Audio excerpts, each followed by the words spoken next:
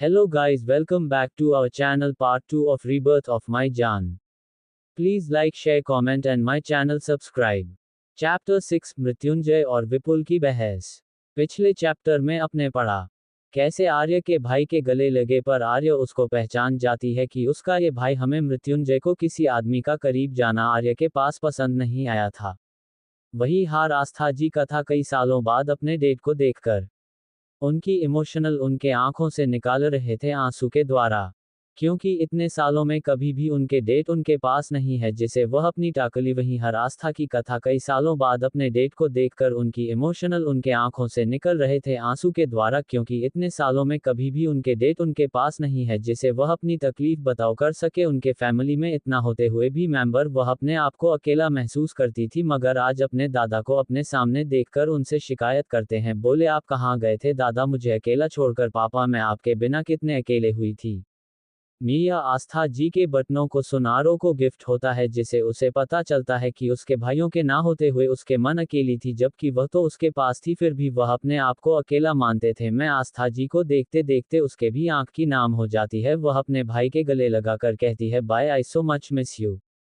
One Trisha और उसके मासी अरजीत को देखकर शॉप दे, क्योंकि इतने सालों में भी कभी वह इस महल यानी मल्होत्रा मेंशन में नहीं आया था, मगर आज अचानक कैसे आए, वही यह कंफ्यूजन लेकर त्रिशा की मासी शॉप दे, क्योंकि इतने सालों में भी कभी वह इस महल यानी मल्होत्रा मेंशन में नहीं आया था, मगर आज अचानक कैसे आए, वही यह कंफ्यूजन लेकर त्रिशा की मासिक दृश्य से पूछता है रहती है कि यह कैसा है, तो त्रिशा छोड़कर कहते हैं, मुझे क्या पता, ऐसे पूछो जिससे मैंने इनवाइट किया और मुझे बताकर आया हूँ।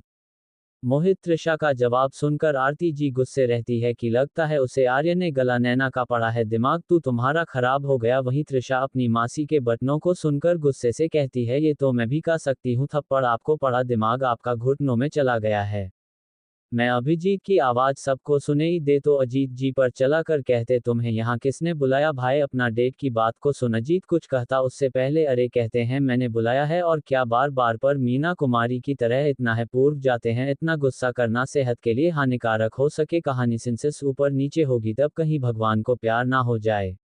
वहीं आर के बटनों को समझा मृत्युंजय इंटरेस्ट से उसकी बात तो सुन रहा था, मैं अर्जित अपनी बहनों के ऐसे व्यवहार से बहुत ज्यादा शौक था, क्योंकि कभी भी वह अपने टाइट से ऐसे बात नहीं करती थी। वही दीदी जी को ये पसंद नहीं आता का सबके सामने उनकी बेटी उनकी बेइज्जती कर वह आर्य पर चिल्लाते बोले, तुम्हारे अंदर तमीज नहीं है कि तुम अपने आपको ही करने पर तुली हुई और सबके सामने से बेइज्जत कर वहीं आ रहे उनको तंटट माठ हुए। कहती है कि आप भी तो वही क्रांतिकारी वाय आर के बातों को समझा मृत्युंजय इंटरेस्ट से उसकी बात तो सुन रहा था। मैं अर्जित अपनी बहनों के ऐसे व्यवहार से बहुत ज्यादा शौक था, क्योंकि कभी भी वह अपने टाइट से ऐसी बात नहीं करती थी। वही दीदी जी को ये पसंद नहीं आता का सबके सामने उनकी बेटी उनकी बेइज्जती कर वह आर्य पर चिल्लाते बोले, तुम्हारे अंदर तमीज नहीं है कि तुम अपने आप को ही करने पर तुली हुई और सबके सामने से बेइज्जत कर वहीं आ रहे उनको टोंट मारते हुए कहती है कि आप भी तो वही कैटेगरी में आते हैं कि आपने भी तो वही किया, तो पूरी कंपनी के सामने दादाजी को बेइज्जत करके पूरी कंपनी पर अपना हक जाता है, तब वह भी दो कौड़ी की दो औरतें के लिए, तो वही मैंने के साथ किया, तो आप कैसे मेरे पर एक जाम लगा सकते हैं, वैसे आपके ही सिखाए संस्कार है जैसे को तैसा। कोई यह सुनकर अभिजीत जी के आंखें शर्म से झुक जाते। इनको याद आता है कि कैसे उन्होंने त्रिशा और आरती जी के कान पर सारे शेयर्स अपने दादा के से अपने नाम करवाने के लिए कंपनी में क्या किया था। मैं मीडिया वाले इन सब को तमाशा को रिकॉर्ड करने में लगे होते हुए आर्य सबको देखकर कहती है कि तमाशा खत्म हो चुका है, तो आप यहाँ से जा सकते हैं। और हाँ, फिर गोरा कर चिल्ला के मीडिया वालों की तरफ देखकर रॉकी को आवाज लगती है, जो अरे का पर्सनल बॉडीगार्ड तुझे उसके बड़े भाई ने उसके लिए रखवाया था। आर्य मीडियम वालों की तरफ गुस्से से देख रॉकी उससे उसे से कहते हैं, इन सब के कैमरे और जितने भी रिकॉर्डिंग है आगे यहाँ से बाहर ना जाने पर, और जिसने भी यह गुस्ताखी करके बाहर रिलीज किया तो आर्य मल्होत्रा ने अरे जायसवाल से मिलेगा, जो मासूम नहीं कल तक दिखाए अपनी वहीं आ रही है। सब कहने के बाद अपने कमरे में चला जाती है और रॉकी सबके कैमरे लेकर तोड़ देता है। वही मृत्युंजय शेरगिल के साथ अपने घर भेज देता है, मैं तुझे अपनी भी लाख के और मुड़ जाता है जहां पर मृत्यु हो जाए के मेला मेहर उसे जगह शांति थी पहले कहीं भी तुझे के कमरे में शांति ने उसके कमरे में कोई था जो सुकून से सो नहीं पाया था, वह था मृत्युंजय, जो अपने बालकनी में खड़े होकर एक तक चंदत को दिखा वहीं आ रही है सब कहने के बाद अपने कमरे में चल जाती है और रॉकी सबके कैमरे लेकर तोड़ देता है। वही मृत्युंजय शेरगिल के साथ अपने घर भेज देता है मैं तुझे अपनी भी लाख के और मुड़ जाता है जहां पर मृत्यु हो जाए के मेला में हर उसे जगह शांति थी पहले कहीं भी तुझे के कमरे में शांति ने उसके कमरे में कोई था जो सुकून से सो नहीं पाया था वह था मृत्युंजय जो अपने बालकनी में खड़े होकर एक तक चांद को देखकर जिसमें आर्य का अक्षय नजर आ रहा था वह आग के आज के परिवार से कुछ ज्यादा प्रभावित हो गए जिससे उसकी रातों की नींद उड़ गई थी वहीं और तुझे चांद को देखकर क्या आज तक तुमने पर ध्यान नहीं देना चाहता मगर तुम्हारी हरकतों की वजह से आज मुझे तो मुंह पर सिर्फ अब अपना हक चाहिए किसी और का नहीं तुम मृत्युंजय सीरियल की दीवानगी बन चुकी हो जुनून बन चुकी हो और वही इस बार सिगरेट पीते पीते यार यह सब बात कर रहा था मृत्युंजय आर्य के बारे में सोचते तभी विपुल अंदर आगे रहते क्या बोल रहे हो तुम वही आर्य की बातों में गम मृत्युंजय वपु से कुछ ऐसा सवाल पूछता है जिससे वह शॉक हो जाता है।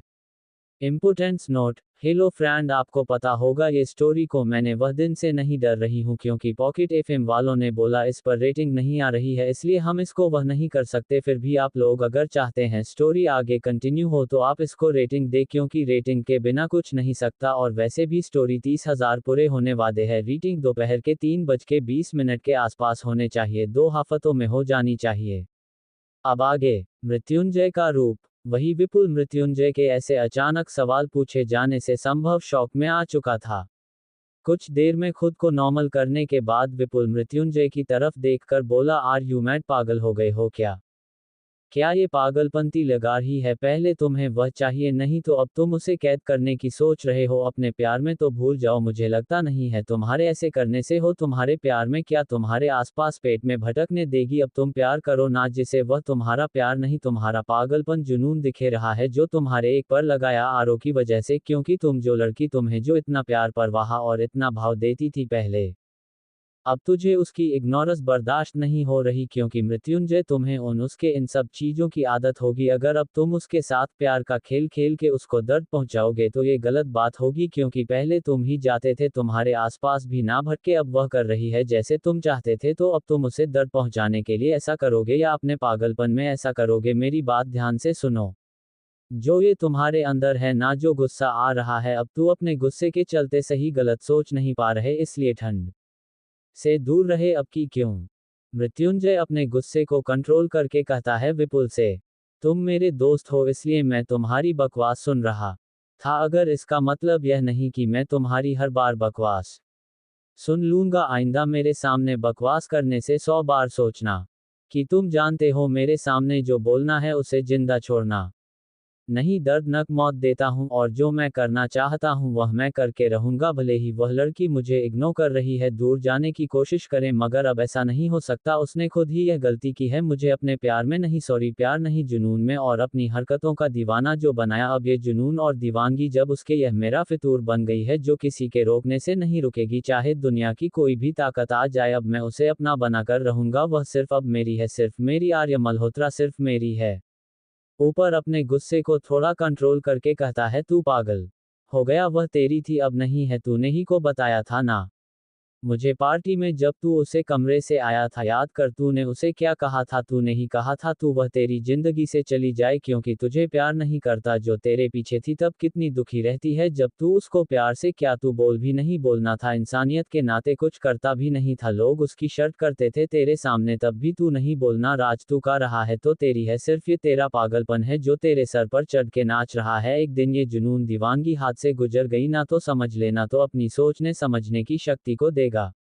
और मैं जहां तक तुझे जानता तुझे उससे प्यार नहीं हुआ है तू बस अपने एक के चक्कर को सेटिस्फाई करने के लिए तू उसकी जिंदगी को अब जानू बनाने की सोच रहे तो भूल जा क्योंकि वह पहले वाली आलिया नहीं है जो तेरे हर दर्द हर बेइज्जती को सहेली की समझ में आए तो सोच ले क्योंकि वह अब पहले जैसी नहीं है तू नहीं उससे हर रिश्ते हर नायत तोड़ने को कहा था तू नहीं कहा था वह तो तेरे से कोई मायने नहीं रखती तू नहीं उसे उसके बर्थडे के दिन पर क्या सुनाई था आज याद है ना ये जब उसने तुझे कहा था कि वह तुझे प्यार करती है क्या उससे सवाल नहीं पूछा था कि तू उससे प्यार करते तब तूने क्या कहा था तुझे प्यार नहीं करता तब उसने तुझे पूछा था ना तुझे सवाल किया थे ना तू क्या चाहता है तो तूने क्या कहा था याद है कि तू यही चाहता है कि वह उसकी जिंदगी से दूर चली जाए। अब वह जा रही है तो तुझे अब दर्द क्यों हो रहा है? कहीं ये दर्द नहीं तेरे दिल का ईगो? जब उसने तुझे कहा था कि वह तुझे प्यार करती है, क्या उस सवाल नहीं पूछा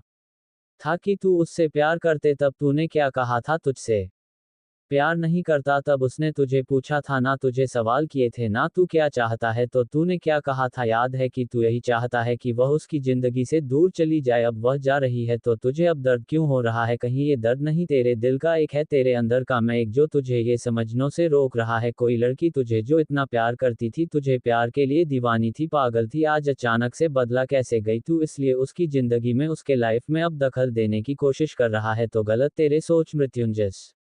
जब तेरे दादाजी ने तेरी शादी उससे फिक्स की थी कि जब बड़े होते होते से शादी करेगी, तब तूने घर में कितना तमाशा किया था, यहाँ तक कि खिलाफ जाकर यहाँ अपने मेला में यहाँ रहने आ गया था। क्या गलती थी उसकी? यही क्यों प्यार करती थी? अब तू ही देख उसके साथ, क्या उसके घर में फिर भी अपने जैसे डेट से प्यार करती थी वैसे तुझे प्यार करती तुम दोनों नहीं? उसके फीलिंग को दर्द दिया चोट पर जय, अब बताओ ऐसे फीलिंग्स का क्या करेगी जब उसे हर बार दर्द सहना पड़े? तुम उसका प्यार था और उसके रियल डेट उसके फीलिंग को दर्द दिया चोट पर जय, अब बताओ ऐसे फीलिंग्स का क्या करेगी जब उसे हर बार दर्द के बाद भी वह हमेशा तुम दोनों को चुना? तो मैं प्यार किया तुम्हारी केयर की, तुम्हारे प्यार के लिए तरसती रही, पर त्रिशा और उसकी आरती शुक्ला के लिए जो तुम्हारे अंदर केयर और अपर्व और आधार जो उसकी के लिए थी, वह कभी तुमने आंटी के लिए नहीं की। हमेशा उनके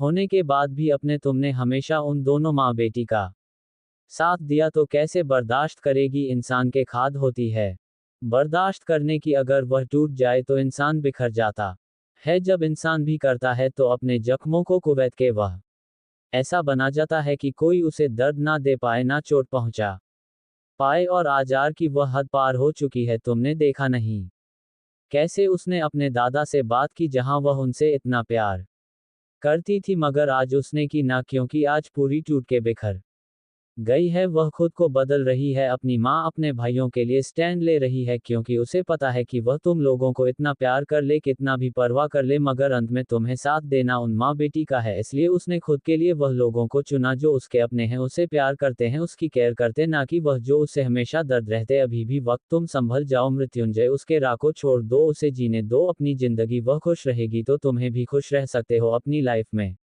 मृत्युंजय इतनी देर से विपुल की बातों को सुन गुस्से से पागल हो गया था। वह अपने पास में पड़ा हुआ टेबल पर से आवाज उठाकर दीवार पर मारा के बोल, तू मेरा दोस्त है इसलिए जिंदा है, अगर अगली बार मेरे मामलों में दखल देने की कोशिश की तो तेरे लिए अच्छा नहीं होगा, समझ में आए? और मेरे जिंदगी मैं मुझे क्या करना है ये सरल देने वाला तू कोई नहीं होता। जब मैं वक्त आने पर अपने आप की नहीं सुनी तो तू कौन होता है मुझे सलाह देना? मेरा जो मान करेगा वह मैं करूंगा, चाहे मुझे उसके लिए किसी की जिंदगी बर्बाद करने या किसी की जिंदगी को अपने जिंदगी में शामिल करने के लिए कोई हद पार करने करें, वह हर हद पार करूंगा जो मेरे लिए जरूरी होगी। आर्य को अपनी जिंदगी में वापस लाने के लिए कोई भी ताकत, कोई भी इंसान मुझे उसे अपने जिंदगी में शामिल करने से रोक नहीं सकता, यहाँ तक कि खुद आर्य भी नहीं। और एक बात अब तो ध्यान से मेरी सुन, हाँ, यह मेरा फैसला था कि वह आर्य मेरे जिंदगी में नहीं आएगी, लेकिन अब उसे मेरी जिंदगी में शामिल होना होगा, क्योंकि यह मृत्युंजय शेरगिल का फैसला और उसका फैसला पत्थर की लकीर जो कोई नहीं बदल सकता। समझ में आई बात? और याद रहे, इस बारे में किसी को पता नहीं चलानी चाहिए, वरना तेरी मेरी दोस्ती खत्म। मैं मृत्युंजय की बातों को सुन आज विपुल के दिल को ठेस पहुंचती है। पीपल शांति से उसे कहते, सही का ये तुम्हारी जिंदगी में होता कौन बोलते वाला भाई? विपुल की बातों को अपने गलती का एहसास होता है मृत्युंजय की, वह क्या अपने गुस्से में आज क्या बोल गया जिसे भी पल है हो गया उसका बचपन का दोस्त जिसे जान से बढ़कर था। मृत्युंजय की बाहर खिड़की के बाहर के नज़ारे को देखकर अपने मुट्ठियों को कस के कहता है, तुझे पता है मुझे सॉरी बोलना नहीं आता, फिर भी मैं नहीं बोलूंगा, मेरी गलती है, हो या ना हो। तुझे पता है तू मेरा दोस्त है, इतना जानता है तू। विपुल मृत्युंजय की बातों को सुन शांति से कहता है, मुझे पता है, तभी तुझे समझा रहा था, अब तुझे नहीं समझना तो मैं तुझे कुछ नहीं बोलूंगा, जो तुझे करना है कर, मगर एक बात याद रखना कि आर्य को है मत करना। अगर तुझे प्यार करता है, उसकी केयर करेगी, उसके लिए स्टैंड ले सकता है तो मेरे तेरे साथ हूँ।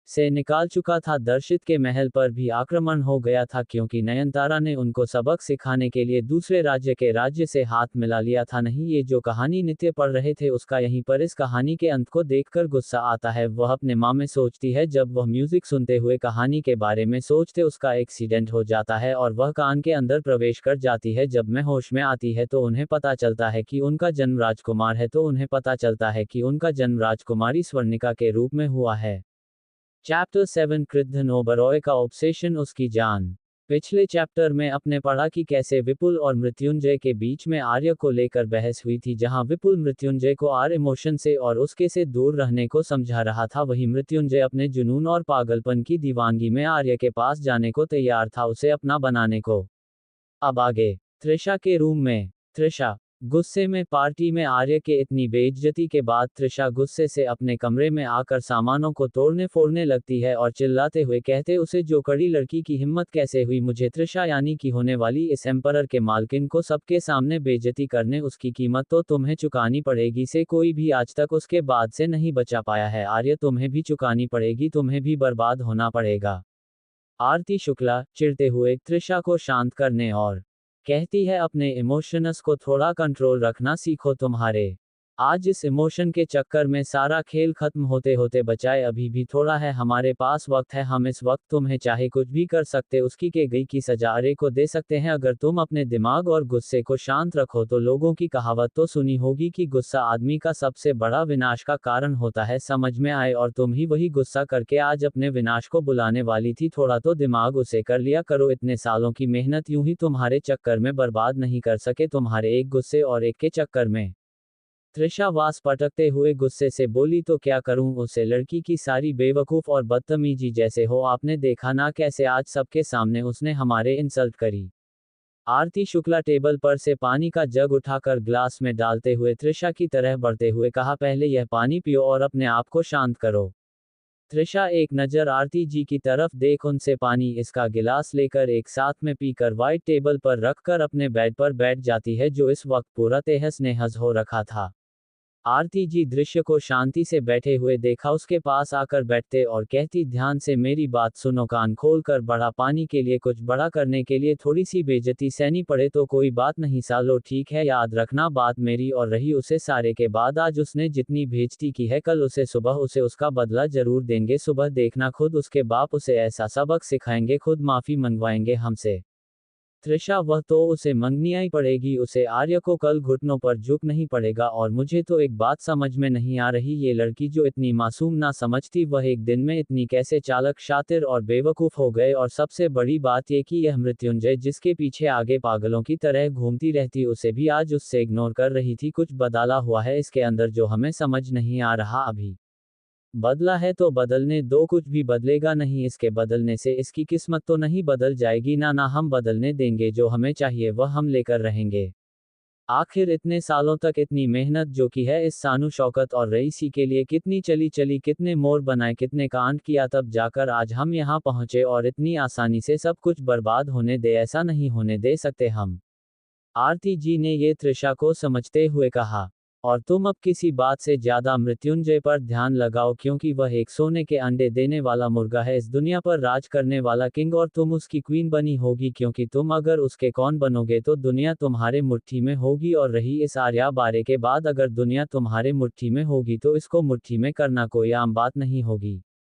आरती जी के समझाने पर त्रिशा शांत होते हुए कही, उसे सोने देने वाले अंडे के मुर्गी को तो मैं कहीं जाने दूंगी, चाहे उसके लिए मुझे किसी को भी बाली चढ़ाने पड़े। और रही बात उसकी बहन नैना की, तो बालिका बकरा तो वही बनेगी, वही अपने घर की बहू बने के लिए मेरा साथ देगी, और हम फिर उसे घर पर राज करेंगे और इन सब की हालत नौकरों से बेहतर करेंगे, क्योंकि वह सिर्फ मेरा यानी कि क्वीन त्रिशा का राज चलेगा। त्रिशा के बटनों को सुन आरती जी देव स्माइल करके बोले, तुम उसे घर के किंग की क्वीन बनेंगे, और यहाँ मैं इस आज तक और इसकी बेटी को अभिजीत की जिंदगी से निकाल के इस घर की मालकिन बनेगा, और ऐश्वर्या राम की जिंदगी हम दोनों जिएंगे। जो हमको सस्ता ने हमारे की बहन और तुम्हारी माँ से जीना था, वह अब उसे वापस हम लेंगे, वापस दोनों माँ बेटी से जीस पर हक तुम्हारा था वह तुम्हें मिलेगा, जिससे तुम्हारी माँ का हक था वह अब उसकी बहन यानी कि आरती शुक्ला लगी। और उन दोनों माँ बेटी की जगह उन्हें दिखाएंगे कैसे उसने मेरी बहन और तुम्हारी माँ का प्यार छीन के वह अब उसकी बहन यानी कि आरती शुक्ला लगी, और उन दोनों माँ बेटी की जगह उन्हें दिखाएंगे कैसे उसने मेरी बहन और तुम्हारी माँ का प्यार छीन के उसकी जिंदगी और उसकी खुशियों की खुद की झोली में डाल दिए, जिन पर हक तुम दोनों का होना चाहिए। तो उसे खुशियों पर आपके दोनों माँ बेटी दल के बैठ गई। अब उनसे उनके खुशियों का छीन का वक्त आ गया। पूरी तरह उन दोनों को तबाह करके इस घर से निकाल कर डर डर के टोकरी खिलवाने का वक्त आ गया है। क्या त्रिशा और उसकी मां से अपनी प्लान में कामयाब हो जाएंगे? यह आर्य उन दोनों को उनके प्लान के बदले देगी कोई धमाकेदार सरप्राइज। हांगकांग में हांगकांग के एक आलीशान से ऑफिस में 50 मलिक की बिल्डिंग में सबसे टॉप फ्लोर पर एक आदमी को केबिन था जहां पर सब शांति थी, और सिर्फ उसे 50 फ्लोर पर वहां पर सिर्फ 2 केबिन से एक मां के सीईओ का जो था एशिया का नंबर 1 बिजनेसमैन का केबिन कृद्धन ओबरॉय, और दूसरा केबिन उसके असिस्टेंट का था। कृद्धन ओबरॉय का असिस्टेंट है पंकज यादव, उसकी उम्र 26 साल। यह एक अनाथ है। यह एक मकसद से ओबरॉय कॉरपोरेशन के सीईओ के साथ जुड़ा है। सीईओ के केबिन में 30 साल का लड़का का के चेयर पर बैठा हुआ था। दिखाने में हैंडसम अट्रैक्टिव लगा रहा था। एक बार कोई देख ले तो उसके पर्सनैलिटी को देखकर उसमें मोहित हो सकता था। वह लड़का अपने बैठे हुए केबिन में अपनी उंगलियां को लैपटॉप पर किसी म्यूजिक धुन की तरह बजा रहा था। एक हाथ से एक फाइल को पढ़े जा रहा था। काम में इतना मगन था कि उसे आसपास कोई होश नहीं था, जैसे उसके अलावा इस दुनिया में कोई ना हो। तभी कोई उसके केबिन का डोर कोई नोक करता है। वह आवाज सुनकर अपने शब्द और कठोर आवाज में कम इन कहता है। कमिंग खाने पर उसे केबिन में एक नौजवान हैंडसम का लड़का आता है जो कि कृद्धन असिस्टेंट पंकज था। वही पंकज आकर अपने बॉस के सामने खड़ा हो जाता है। जब कृद्धन काफी देर तक किसी की आवाज नहीं सुनता तो अपना सर उठा के सामने देखे हैं जहां पर उसका असिस्टेंट सर झुका है खड़ा हुआ था। चलिए अब जान लेते थोड़ा कृद्धन के बारे में। कृद्धन की उम्र 30 साल है। ये दिखाने में बहुत हैंडसम है। 8 एप्स पैक है। आंखों का कलर ब्राउन है। हमेशा शांत रहते थे मगर कुछ दिनों से ज्यादा ही गुस्सैल और खड़ूस हो चुके हैं।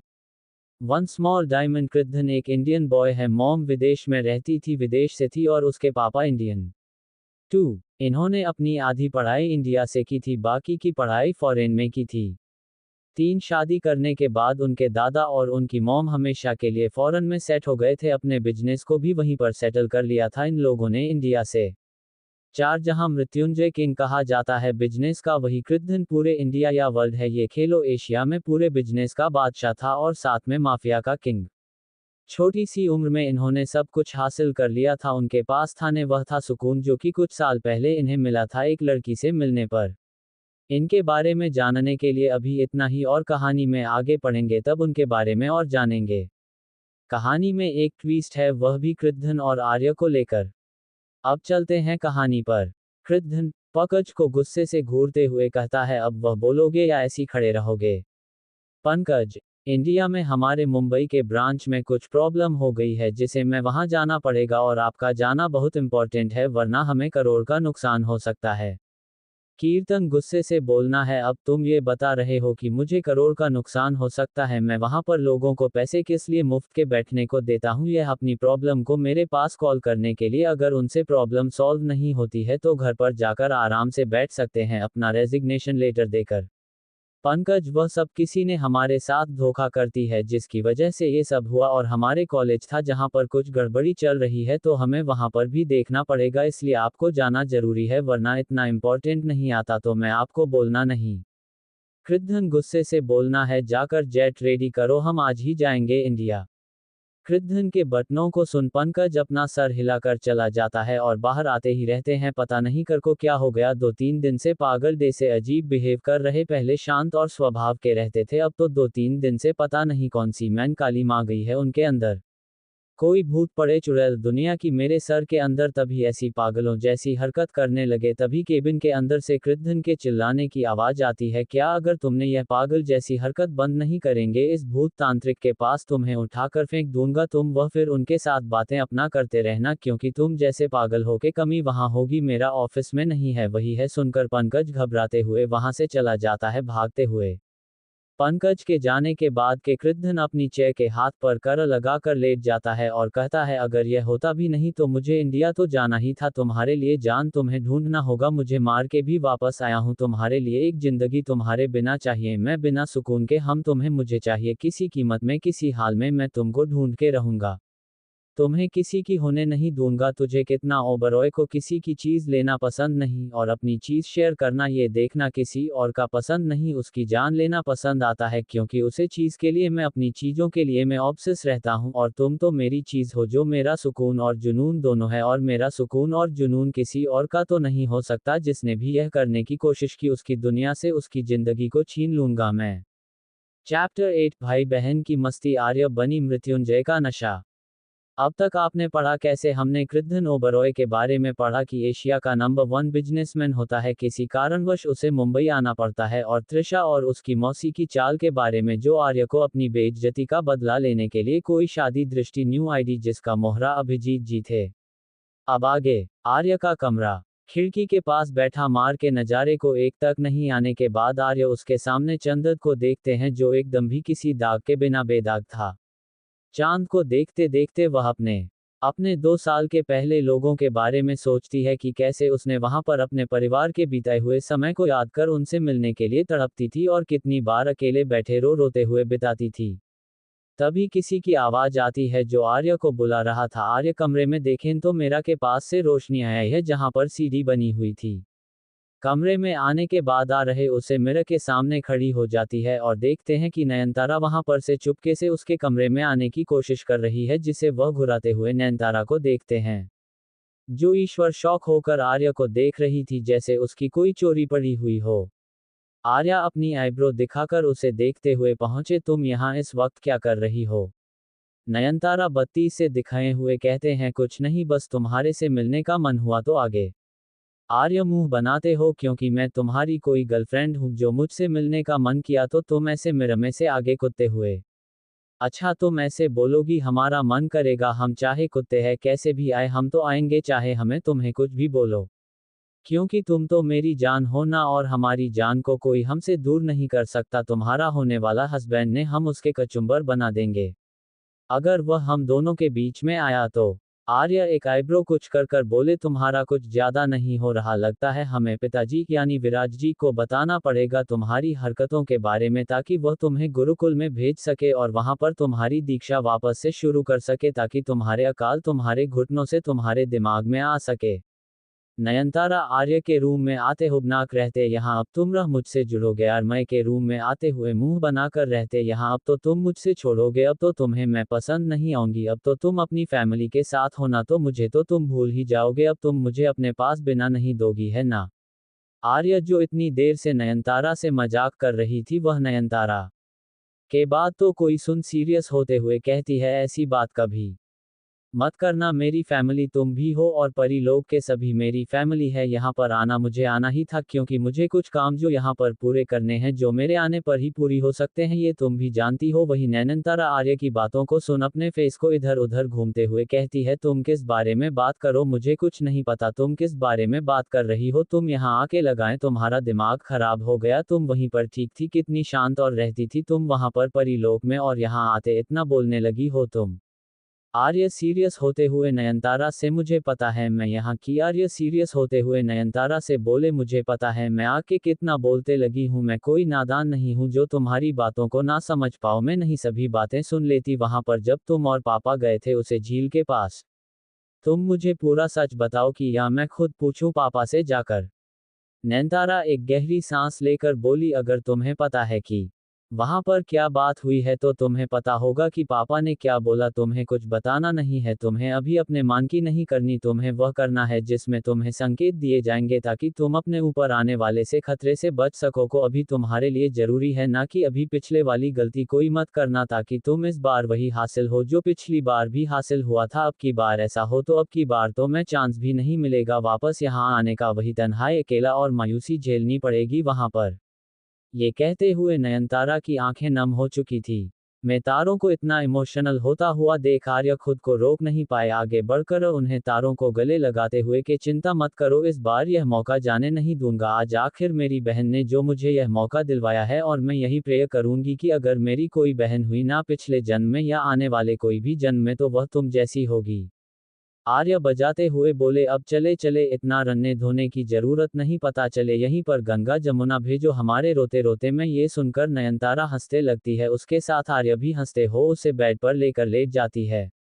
नयनतारा आर्या को देखकर बोलते, कल के बारे में क्या सोचा? उन दोनों को सबक सिखाने के बारे में मैं चाहती तो तुम्हारी इसमें मदद कर सको, मगर मैं मदद नहीं कर सके क्योंकि पिताश्री ने माना कर रहा है कि हम इस काम में तुम्हारी मदद नहीं करते कि तुम जानती हो एक काम करना परी लोग के नियमों के खिलाफ है और मैं तेरे लोग के नियम के खिलाफ नहीं जाती, वर्ण पिताजी हमें दंड देंगे। अरे सुन के कहते, तुम चिंता मत करो, तुम दोनों के लिए तो मैं अकेले काफी हूँ और तुम्हें जरूरी नहीं नियम तोड़ने की, मैं अपनी बहन को थोड़ी पनिशमेंट भी दे सकती हो। अगर वह पनिशमेंट मेरे लिए हो तो बिल्कुल नहीं, अगर वह पनिशमेंट मैं दूं तो फिर तो चलता है। वही आर्या के बटनों को सुन नयनतारा आर्या को घर के देखे रहते, अच्छा बच्चों तुम मुझे पनिशमेंट होगी, तुम कितनी खराब बहन हो, तुम्हारे शिक्षक तो कोई हैंडसम आएगा देखना जो तुम्हारे को भी ऐसी पनिशमेंट देगा हर बात पर। आर्यन और तर्क की बातों को सुन एटीट्यूड से बोलिए, ऐसा कोई भी पैदा नहीं हुआ है अब तक जो आर्य सिंह जायसवाल से उलझ सके। आर्य मल्होत्रा अलग थी, उसे सब अपनी उंगलियां पर नाचना जानते थे, मगर आर्य जायसवाल से उलझना की ताकत किसी में नहीं, और खास तौर से उसे हैंडसम के बाद जो वह भी मेरे इशारों पर नाचेगा देख लेना। आर्या की बातों को सुनने के बाद नैनातारा बोलती है, चलो अब हो गया तो सोते हैं, जब वह हैंडसम आएगा तब देखेंगे किसकी चलेगी और कौन किस नाचेगा अपने इशारों पर, अभी तो मुझे नींद आ रही है तो मुझे सोना है। आर्या नयनतारा को घूमते हुए बोली, तुम जाओ यहाँ से अपने कमरे में जाकर सो, वैसे भी तुम यहाँ सोगी तो परीलोक में सब तुम्हें ढूंढ के परेशान हो जाएंगे। नयनतारा चढ़ते हुए बोली, क्या तुम मुझे अपने कमरे में सुला नहीं सकती? मैं भी तो तुम्हें अपने कमरे में ले जाकर सुला देती हूँ, मुझे आज तुम्हारी बाहों में सोना है प्लीज। नयनतारा क्यूट और मासूम सा फेस बनाकर बोली ताकि आर्य उसे यहाँ से जाने को ना बोले और वह आर्य के पास सो पाए। वही आर्य नयनतारा के इतने मासूम और उदास फेस को देखकर करी, ठीक है मगर आज के लिए फिर तुम परी लोग चली जाओगे सुबह होते ही, क्योंकि मैं नहीं चाहती तो मैं सुबह पनिशमेंट मिले पिताजी के हाथों। नयनतारा दांत दिखाते हुए बोली, हाँ हाँ चली जाऊंगा, अभी तो सोने दो मुझे, या अभी भाग दोगी मुझे? हाँ अभी सो जाओ, मैं मान नहीं कर रही, मगर बार बार यहाँ मत आना, किसी को ऐसे आते जाते देखा लेना तुम्हें तो तुम्हारे लिए मुसीबत हो जाएगी और मेरे लिए भी। आर्या के इतना कहते ही नयनतारा खुश होते हुए बेड पर लुढ़क जाती है, जाकर कहते, वह तुम्हारा बेड भी हमारे से ज्यादा कितना सॉफ्ट है, ऐसे तुम्हारा कमरा भी बहुत अच्छा है ये वाला। आर्या मुस्कुराते हुए नयनतारा को देखते हुए बोली, हाँ अच्छा क्यों नहीं होगा, यह मेरे भाई और मेरी माँ ने सजाया था मेरे लिए अपने हाथों से, उन लोगों ने हर एक चीज मेरी पसंद की खुद सजाई यहाँ पर। नयनतारा से यह कहते हुए आर्या जितना खुश में बीते पलों को याद करते आ रहे दुख हो जाती है। आर्या की बातों को सुनते सुनते नयनतारा आर्या की बातों में छुपी उदासी को पहचान लेती है। आर्या नयनतारा की सगी बहनें नहीं थी, दोनों की दुनिया भले ही अलग थी, मगर इन 2 सालों में दिल और मान का रिश्ता जुड़ चुका था जो खून के रिश्तों से परे था। नयनतारा बातों को पलटते हुए बोली, हूँ तुमने तो मेरे साथ नाइंसाफी की, देखो मैं तुमसे नाराज हूँ। नयनतारा की बातों को सुन आर्या होश में आती है और नयनतारा को घूर कर देखती है। आर्या के ऐसे घूरने से नयनतारा सक पाका जाती है और बात करते करते कहती है, तुम ऐसे मत घूरो मुझे। आर्य घूर हुए कहती, अपनी नौटंकी बंद करो और ये बताओ मैं क्या नाइंसाफी की है जो तुम इतनी नौटंकी कर रही हो, और ये ऐसे डरना बंद करो, मुझे पता है तुम डर नहीं रही हो, अगर डरती तो तुम या नहीं आती समझ में आए बात, तो यह मासूम बना मेरे सामने बंद करो। नयनतारा बत्ती से दिखाए हुए कहती है, मैं मासूम हूँ तो मासूम ही बनूंगी ना, तुम्हारी तरह डेविल तो नहीं बनूंगी, जैसे तुम परिलोक में कैसे मासूम और प्यारी रहती थी, जैसे तुम परिलोक में कैसे मासूम और प्यारी रहती थी, यहाँ का तो तुम खड़ूस और जल कुकरकड़ बन गई हो। तुम्हें तो मुझे ऐसी मासूम बच्ची को तरस भी नहीं आती, देखो कितने भरी कपड़े पहन रखे और तुमने कितने क्यूट कपड़े पहने हैं, दया नहीं आती कि मुझे भी एक कपड़ा दे दो अपने पहन के सोने के लिए। मेरे आते थे मैं तुमसे शेयर करती थी, मगर तुम्हें तो मेरी कोई फिक्र ही नहीं है। आर्य नयनतारा की बातों को सुन उसके कपड़ों को देखते हैं जो सच में भारी थे। आर्य नयनतारा को देखते हुए बोली, इतना ज्यादा नाटक करने की जरूरत नहीं है, वहां सामने कबर्ड है, उसमें कपड़े हैं, जो चाहिए वह पहन लो और मेरे को सोने दो, कल बहुत कम है। वैसे भी नयनतारा खुश होते बोलते हैं, तुम बहुत अच्छी हो, और कहती कल वैसे क्या काम है तुम्हें, मुझे भी बताना। आर्य एक आईब्रो उचका के कहते, क्यों तुम्हें परीलोक नहीं जाना, जो तुम इतनी खुश हो मेरे काम को जानने में, अब तो सोच रही है मैं तुम यार रुकूंगी तो नहीं, तुम यहाँ से कल सुबह होते ही जाओगी। इतना ही रहते आर्य नयनतारा को खींचते हुए कब्र के पास ले जाती है और कहती है, जो पसंद आए ले लो। आर्या के कहने पर नयनतारा कबर्ड को ध्यान से देखती है, तभी उसकी नज़र समाने एक पिंक डोरेमोन का टी शर्ट और ब्लू शॉर्ट जिस पर टेडी था, जो क्यूट था, जिसे देख नयनतारा की आंखों में एक चमक आ जाती है। नयनतारा खुश होकर की तरफ देखा, उसे ड्रेस की तरफ इशारा करते हो कहते हैं, मुझे ये पहनी हूँ। आर्य तारा की बातों को सुन मुस्कुराते हुए ड्रेस निकालकर उसे नाइट सूट दे देती है पहनना को और बाहर चली जाती है क्लोजेट से। कुछ ही दिन में नयनतारा अपने कपड़े चेंज करके बाहर आती है तो रहे उसे देखकर कहते, तुम बहुत क्यूट लग रहे हो, अब सो जाते हैं। इतना कहकर दोनों बेड पर कुंभकर्ण की तरह सो जाते, एक दूसरे को हक करके। अगली सुबह सुबह के 6 बजे आर्या की आंखें धीरे धीरे खोलता है, चारों तरफ कमरे में देखते तो तारा जा चुके थे परीलोक। अपने बेड तो उठने के बाद बाथरूम में जाकर शावर लेकर आती है और जॉगिंग ट्रैक सूट पहनकर बाहर निकाल जाती है। वहीं बाहर नौकरों आर्या को ही देख रहे थे घर घर के, क्योंकि आर्या कभी भी इतनी जल्दी नहीं उठाती थी, जिसे देखकर सबको एक आश्चर्य सा होता है। आर्या सबको इग्नोर कर देती है क्योंकि उसे पता तो सबका रिएक्शन ऐसी होने वाला है। मल्होत्रा मैंशन के बैकयार्ड में एक गार्डन एरिया था जहां पर प्राकृतिक का अच्छा नेचर देखने को मिलता था। आर्य बैकयार्ड में लगे पेड़ पौधों को देखकर जो मुरझा के तुम सूखे हुए थे, उन सबको देखने के बाद अरे खुशी कहते हैं, इन सबको पहले जैसा करना होगा, हरा भरा अपनी लाइफ की तरह इनकी भी एक नई शुरुआत होगी मेरी लाइफ की तरह। आधे घंटे में आर्या अपना वर्कआउट कंप्लीट कर लेती है। कुछ देर आसपास के पेड़ पौधों को देने के वहां पर रखे हाथ का पैकेट, वाटर पाइप और कुछ नए गमले लेकर उस ओर चली जाती है जहां पर पेड़ पौधे लगे हुए थे, और अपने बालों का एक खूबसूरत बन बना लेती है। हाथों में ग्लव्स, ब्लू कलर के ग्लव्स डाल लेती है ताकि उसके हाथों में कोई कंकर पत्थर या कोई चीज से कट ना गन जाए। एक गमली में पौधों लगाने के लिए नहीं मिट्टी को भारती है, फिर उसमें अच्छे से खाद को मिश्रित करती है, फिर उसके बाद वहां पर रखे हुए फूल पौधों को उसमें लगाकर हल्के हाथों से पानी डालते हैं, क्योंकि जितना पानी डालेगा उतने पौधे अच्छे किस्म के निकलेंगे।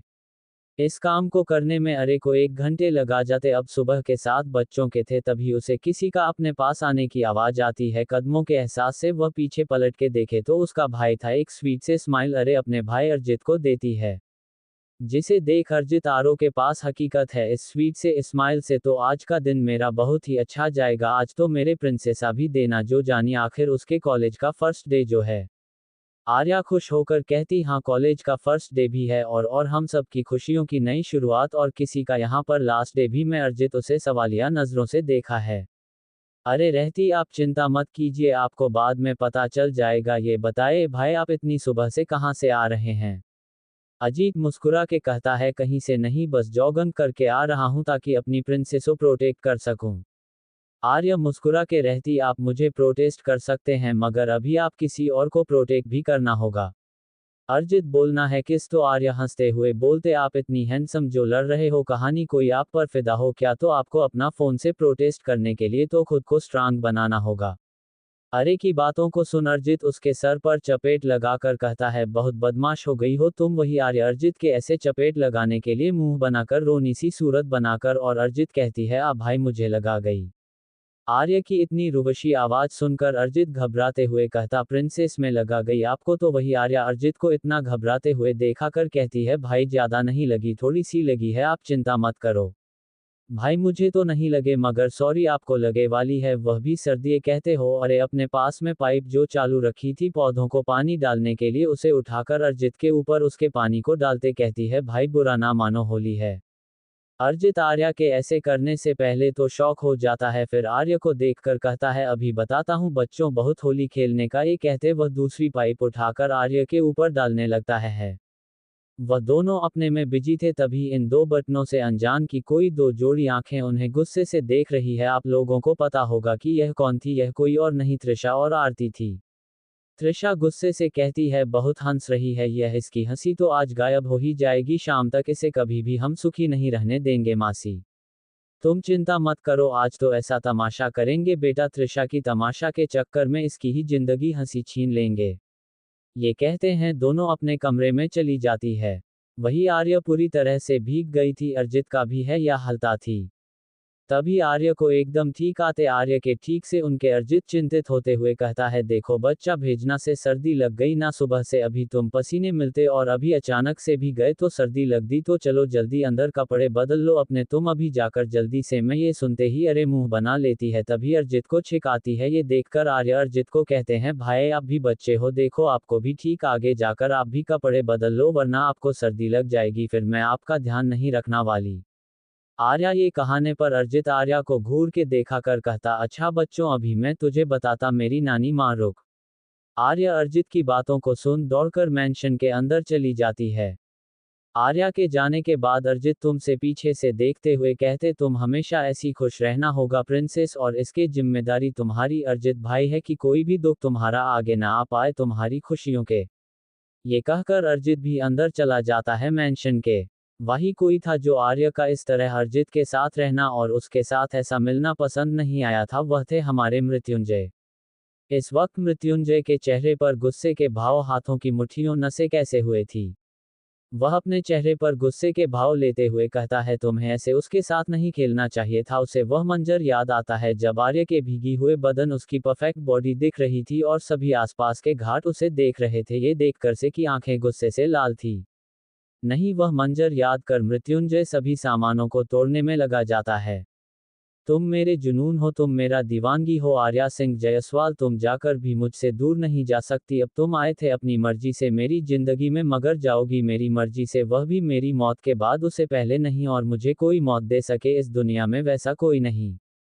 तुम्हारे हर एक अंग हिस्से प्यार, उन रसीले होठों पर सिर्फ मेरा हक है चुने का, देखना का, उन्हें महसूस करने का, उनके साथ खेलने का हक सिर्फ मेरा है, और यह हक मैं तुम्हें किसी और को देने नहीं दूंगा, ना तुम्हारे किसी और के करीब आकर, ना तुम्हें मुझसे दूर जाकर। तुम मेरी बोलत, वह नशा बन चुके जो चाहकर भी कोई मुझसे दूर नहीं कर सकता आर्य तुम्हें। चैप्टर 9 मृत्युंजय कृतधन राइवल्स। पार्टी खत्म होने के बाद जब आर्या रूम में आके फ्रेश होकर कुछ देर में फ्रेश एयर लेकर बालकनी से रूम में आती है तो मीरार से परलोक से आते हुए नैनातारा आती है, जिसे देखकर आर्या उसे बोलती है, तुम यहाँ, और तुम कैसे आई। किसी ने परलोक से यहाँ आने से रोका नहीं तुम्हें। नयनतारा बत्ती सी दिखाए हुए कहते, जब किसी को पता होगा मैं यहाँ हूँ तभी तो कोई रोकेगा मुझे, और किसने हिम्मत जो राजकुमारी ने तारा को रोक पाए। ऐसे ही दोनों कुछ देर बातें करती है और नयनतारा को सुबह यहाँ से जल्दी जाने को कहती है। एटा कैसे पहले लोग में कोई सजा नहीं मिल पाए, अनंत उसकी बात बहुत बार मनाने के बाद मानती है। सुबह जब ए रहे होती है तो नैनीताल जा चुकी थी, अरे अपने एक नई शुरुआत के लिए जल्दी उठती है और जॉगिंग करने के लिए जाती में ट्रैक सूट पहनकर जब गार्डन एरिया में जाते थे, वहां के बहुत पौधों का हाल देखकर उसे अच्छा नहीं लगता। गार्डन में थोड़ा एक्सरसाइज करने के बाद गार्डन करते वक्त उसे किसी के पीछे से आठ होती है, तो पीछे मुड़ के देखी है तो अर्जित था उसका भाई। वही अपनी बहन को गार्डन करके देख अर्जित करता, आज तो मेरा दिन बन गया। ऐसी दोनों बातें करते रहते हैं। वही रनिंग करते समय जो पाइप पानी का लाए थे वह चालू था, उसे उठाकर अर्जित के ऊपर पानी फेंककर उसके सब मस्ती करने लगते में कोई दूर से देख रहा था। ये कोई और नहीं मृत्युंजय था, जो उन दोनों को देखकर गुस्सा आ रहा था, जिससे उसे आर्य को पाने की जिद और जहां बढ़ती जा रही थी। अब आगे थोड़ी देर में तैयार होकर आर्या डाइनिंग टेबल पर आ जाती है। आस्था जी जो आर्या के लिए ब्रेकफास्ट तैयार कर रही थी, क्योंकि आज कॉलेज का फर्स्ट डे था, जिससे वह किसी भी हालत में अपनी बच्ची का खराब नहीं करना चाहती, इसलिए जल्दी से तैयार होकर नीचे आकर किचन में चली जाती है। आर्या के लिए ब्रेकफास्ट बनाने के लिए बिना किसी पर ध्यान नौकरों की मदद भी नहीं लेती है, क्योंकि अभिजीत ने कहा था कि उनका यहाँ पर कुछ नहीं है, उनका सिर्फ नाम का रिश्ता है। आस्था डाइनिंग टेबल पर खाना लगा रही, तभी उन्हें किसी की सैंडल की तक तक की आवाज आए तो उन्होंने सीडीओ की तरफ देखा, जहां उसकी बेटी और उसका बेटा हंसते हुए ए रहे थे। देखकर उनके दिल में एक सुकून और खुशी महसूस हुई इतने सालों बाद, क्योंकि जब से आर्य बदली थी तब से वह किसी से ढंग से बात नहीं करती, यहाँ तक कि अपनी माँ और भाइयों से। आज उसका आर्य का इतना बदलाव देखकर उन्हें बहुत अच्छा लगा। तो पहले वाली आर्य को देखकर आस्था जी बहुत खुश थी। वही सीढ़ियों से उतरते हुए आर्या अरिजीत से मस्ती करते हुए बोली, भैया आज बूढ़े लगा रहे हो, उम्र हो गई आपकी, तभी इतना मरीजों की तरह, चलो देखो लड़की ढूंढ लो वरना कोई आपको फिर शादी करने के लिए नहीं मिलेगी, फिर मेरा क्या होगा, वरना आप ऐसी कुंवारे रह जाओगे, आपके चक्कर में आपकी स्वीट से बहन भी कुंवारी रह जाएगी, उसकी तो स्वीट नेट से खराब हो जाएगी, कोई हैंडसम नहीं मिला क्योंकि उसका भाई बूढ़ा हो जाएगा तो उसकी बहन को भी सब बूढ़ा समझेंगे ना, क्या पता आपको सब वह समझ ले, समझा गए। ये कहकर आर्य सीढ़ियों से नीचे भाग जाती है। मैं आर्य को ऐसे भगत देख अरिजीत गुस्से झूठा करते हुए कहते हैं, रुको, तुम ऐसे बड़े भाई से बात करते हो, अभी तुम्हें बताता हूँ, तुम बहुत बदमाश हो गया आर्य। वही आर्य जल्दी से जाकर आस्था जी के पीछे छुपते हुए कहते, देखो माँ, भैया को देखो कैसे मुझे परेशान कर रहे हैं। वही आस्था जी आर्या की बातों को सुन अरिजीत को गुस्से से देखते हुए कहते, खबरदार, जो मेरी बेटी को परेशान किया तुमने, नालायक। अरिजीत अपनी माँ की बातों को सुन कहते हैं, हाँ हाँ, मैं तो अनाथ आश्रम से आया हूँ ना, जो आपकी बेटी, और मैं नालायक, अभी के लाड प्यार नहीं, पागल लड़की को बिगाड़ दिया देखो। अरे अजीत को आस्था जी के पीछे से अरिजीत को चिढ़ाते हुए कहती है, हाँ हाँ, बिगड़ेंगे क्यों नहीं, आप तो पांच हो, पता नहीं कहाँ से आगे पांडव बन के, और मैं इकलौती जान इस घर की मासूम सी बच्ची, और आपको देखा एक क्या मेरे प्यारी मासूम बच्ची को परेशान करने के लिए छोड़ गए। अजीत आर्य को चिढ़ाने के लिए कहता है, हाँ हाँ, मैं, हम तो पांच पांडव बने तुझे परेशान करते रहते, ठीक है मैं भी चला जाता हूँ यहाँ से, फिर देखता हूँ तुझे कौन परेशान करेगा, फिर रहना दोनों आपके लिए मासूम और प्यारे बच्चे के साथ। आर्य अपने भाई की बातों को सुन थोड़ी उदास और आंखें उसकी नाम हो जाती है, मगर वह अपने इमोशंस छुपाते हुए आस्था जी से कहती है, माँ मेरा नाश्ता दे दो, मैं जल्दी से कर लो, मुझे कॉलेज के लिए देर, आज फिर हंसते हैं, मुझे लेट नहीं होना है। वही आस्था जी इतने देर से जो इन दोनों की मगज हमारी देख रही थी, लड़ते हुए हंसी मजाक करते हुए आस्था जी आर्य को इतना शांत होते नाश्ता करते देखा को समझ जाते आर्य को अरिजीत की बात बुरी लग गई।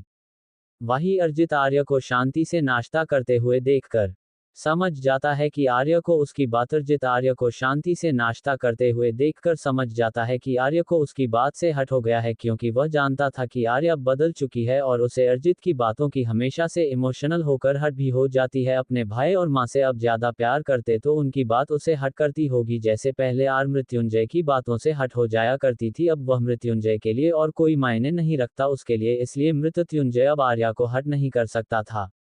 कॉरिडोर में वही यह सब ड्रामा ऊपर से त्रिशा और आरती जी देख रहे थे। त्रिशा ये सब ड्रामा देखते हुए आरती जी से कहती है, देखो ना मासी के ड्रामा लगा रखा है, इस लड़की को हर बार कोई ना कोई ड्रामा करने का शौक है, इसका शौक तो मैं आज कॉलेज में पूरा करूंगा। ऐसा कॉलेज में मजाक और इसका ड्रामा बनेगा ना, पूरी दुनिया में वायरल हो जाएगी। आर्या मल्होत्रा एक मजाक के अलावा कुछ नहीं रहेगा। मेरा बेइज्जती तो सिर्फ उन मेहमान देखी थी, लेकिन मगर इसका ड्रामा तो पूरा कॉलेज में देखेंगे, बेइज्जती का बदला पूरे कॉलेज में लूंगी। त्रिशा की बातों को सुनते आरती जी थोड़ा परेशान होते हुए त्रिशा को सचेत करते हुए बोली, कोई ऐसी गलती मत कर देना जिससे हम बाद में पछताना पड़े। त्रिशा अपनी मासी को शांत करने हुए बोली, डोंट वरी मासी, कुछ नहीं होगा ऐसा, आखिर मुझमें भी माँ का खून है, अपनी कब किस चाल को चलना है मुझे अच्छे से पता है। आरती दी शांत करते हुए त्रिशा से बोले, वह मुझे पता है, मगर तुम अब ये भी देखो, आर्या पहले जैसे शांत और मासूम नहीं है, अब वह चालाक हो चुकी है, तुम्हारे प्लान का हर जवाब उसके पास होगा। मुंबई एयरपोर्ट पर प्राइवेट एरिया एयरपोर्ट एक और आकर वहां पर रुकती है। एयरपोर्ट पर जो कि प्राइवेट एरिया था, वहां पर काले कपड़े पहने बॉर्डर का काम से कम 300 से 400 से लगा एक टीम थी, उसे टीम का हेड वहां पर खड़ा हुआ किसी का वेट कर रहा था और सब कुछ इंटरेक्शन दे रहा था कि कैसे उनके बॉस को प्रोटेक्ट करना है, उनके आधे उनको इस प्राइवेट एरिया से सुरक्षित लेकर बाहर जाना है, उनके कॉल को तब तक प्राइवेटली फॉलो करना है जब तक वह अपनी मंजिल तक ना पहुंच जाए। जहां जाओ वह जाएंगे, वहां वहां पर पहले ही आपको बॉडीगार्ड को तैनात होना होगा। इतना कहकर वह अपने ऊपर देखते हैं जहां पर प्राइवेट जेट लैंड होने वाला था, ये देखते हैं वह जल्दी से गार्ड भागते हुए सबको अपनी पोजीशन देखने को कहते हैं, सभी बॉडीगार्ड भागते हो अपनी पोजीशन ले लेते हैं। वही जेट के अंदर एक आदमी अपने सीट पर बैठा हुआ था, उसने एक ब्राउन कलर का बिजनेस बना होता थ्री पीस हाथों में रॉयल वॉच, हल्की सी वियर्ड जेल से सेट बाल, एक पेड़ पर एक पर रखकर लैपटॉप पर अपनी उंगलियां को किसी म्यूजिक धुन की तरह चला रहा था, जैसे कोई म्यूजिशियन अपनी कोई धुन बजा रहा हो। तभी वहां पर एक और हॉस्टल आती है, उसे आदमी को एक ब्लैक कॉफी देकर जाती है। तब उसके पास एक नौजवान लड़का आता है और कहता है, सर हम पहुंच गया। वही अपने असिस्टेंट पंकज की बात सुनकर कृद्धन कुछ नहीं कहता और अपनी सीट से खड़ा होते अपने थ्री पीस सूट को ठीक करते हुए आगे बढ़ जाता है। उसके जाते ही उसका असिस्टेंट पंकज भी उसके पीछे चल जाता है। गेट स्लाइड होता है और कृद्धन के आगे का गेट खुलते हैं। कृद्धन आंखों पर ब्लैक गॉगल्स लगता है, अपनी एक पॉकेट में अपने हाथ को डालता है और दूसरे में फोन पढ़ते हुए किसी मॉडल की तरह चलने लगता है। उसके चलने का ढंग उसके आसपास का और उसे सबसे अलग बनाता है। तभी बॉडीगार्ड का हेड सामने आकर कृद्धन को गिरिट करता है। वही कृद्धन अपने सामने अपने पर्सनल बॉडीगार्ड को देखकर उसे कोल्ड वॉइस में पूछता, जो काम दिया था वह हुआ कि नहीं। वही सौरभ जोशी की कृद्धन का पर्सनल असिस्टेंट के साथ बॉडीगार्ड था। वह लीगल कामों की जगह इलीगल बिजनेस संभालता तक के कृद्धन का बस काम हो गया है। उनका पता लगा गया है। आपने जिनका पता लगाने को कहा था वह वहां पर 3 साल पहले अपने होम टाउन गई थी। वहां पर घूमने गए थे फैमिली वेकेशन के लिए। किसी वजह से उन सभी को वहां से वापस आना पड़ा। जहां तक इंफॉर्मेशन मिली है कि वहां पर मैप पर किसने हमला करवाया था, जिस वजह से मैं की सुरक्षा के लिए उनके फैमिली वाले यहाँ पर लाना पड़ा। जहां तक हमें पता चला है उनके डेट उनसे जरा भी प्यार नहीं करते, उनके परवाह नहीं करते। इसलिए मैम थोड़ी गुमसुम और उदास और मायूस से रहने लगे। जात किसी दोस्त नहीं है, उनके जीतने भी थे उनसे अब वह बात नहीं करती है। और कल उनके घर पर पार्टी थी, घर पर कुछ हुआ है उनके हाउस में, मगर हाउस की पार्टी कोई भी न्यूज़ अभी तक हमारे हाथ नहीं लगी है। जैसे लग रहा है किसी ने उसे छुपाने की कोशिश किया, मगर आप फिक्र मत कीजिए, हम आप शाम से पहले सारी इन्फॉर्मेशन निकाल लेंगे।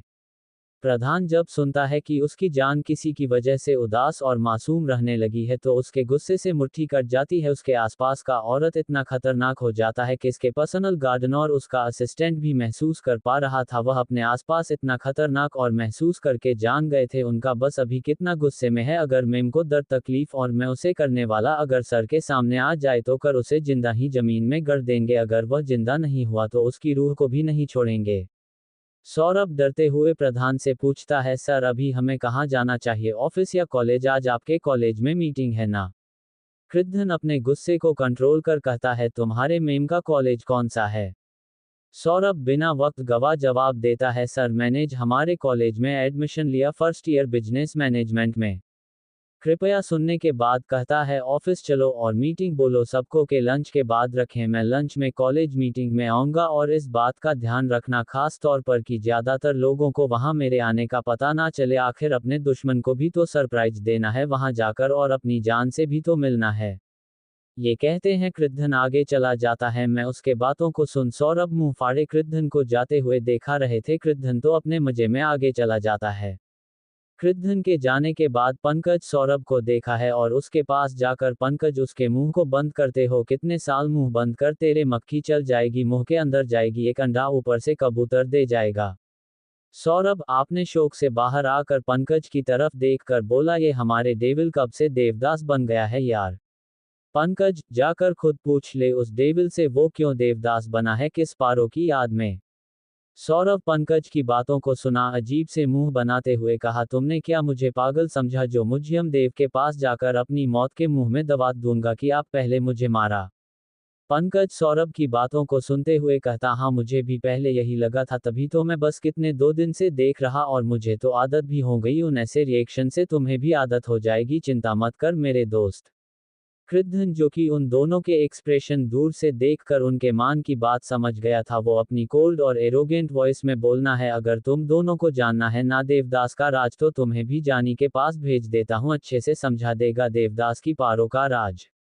फिर वह तुम्हारा देवदास और तुम उसकी पारो बनकर घूमना एक साथ। कृद्धन की बातों को सुन पंकज और सौरभ एक साथ चिल्लाई, नहीं हम आगे से ऐसा कुछ नहीं सोचेंगे। सोचेंगे क्या, ये ख्याल अपने माँ में नहीं लेंगे, क्योंकि वह जानते थे भले ही जानी एक लड़का हो मगर हरकतें उसकी लड़कियों जैसे, उसे ज्यादा लड़कों में इंटरेस्ट से था ज्यादा। वो दोनों अपने मान में सोचते हैं अभी इनकी जान मिली नहीं, ये हमारी जान निकलने पर तुल हुए है, पता नहीं जब मिलेगी तो किस किस क्या निकलेगा। सौरभ कृद्धन लगता है अभी भी समझ नहीं आया, जो अपनी लेडी बॉस के ख्यालों के बारे में सोच रहे हो, जिंदी से मान भर गया है तो लोगों की लाइन है जिन्हें के लिए उसके लिए बॉडी के पार्ट की भी जरूरत होगी, उन्हें तो तुम्हारा टेक रहे।